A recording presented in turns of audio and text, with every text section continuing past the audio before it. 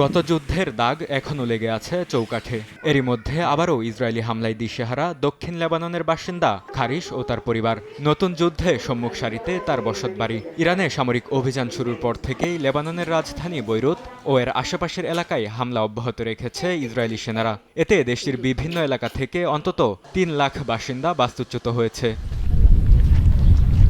Israel সীমান্ত থেকে মাত্র ৫ কিলোমিটার দূরে অবস্থিত খারিশের বসতবাড়িটি ২০২৪ সালেও ইসরায়েলি হামলায় ক্ষতিগ্রস্ত হয়। তখন বাড়িটি মেরামতে তাকে খরচ করতে হয়েছে অন্তত ৩০ লাখ টাকা।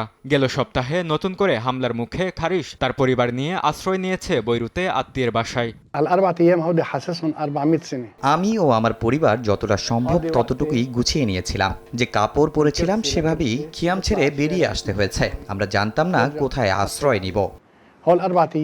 ৬৬ বছর বয়সী খারিশ প্রথম কিংবা দ্বিতীয়বারের মতো তার শহর ছেড়ে যেতে বাধ্য হননি। এ নিয়ে ৪ বার ইসরায়েলি অনুপ্রবেশ ও বিমান হামলার মুখে বাস্তুচ্যুত হয়েছেন তিনি। প্রতিবারই ফিরে গিয়ে ধ্বংসস্তূপ ছাড়া কিছুই খুঁজে পাননি। তবুও ধৈর্য নিয়ে প্রতিবারই গড়ে তুলেছেন নিজের আশ্রয়স্থল। জানান বাড়ির সঙ্গে জড়িয়ে থাকা তার আবেগের কথা।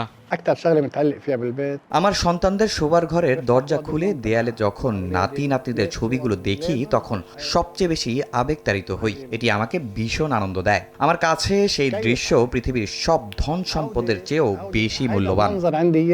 ইসরায়েলি হামলার মুখে বাড়িটি টিকে আছে কিনা সে সম্পর্কে কোনো খবরই জানেন না খারিশ। সবকিছু ঠিকঠাক থাকবে বলে আশাবাদী তিনি। তবে একমাত্র আশ্রয়স্থল ধ্বংস হলে তা আবারও নতুন উদ্যমে গড়ে তোলার প্রত্যয় ব্যক্ত করেন খারিশ।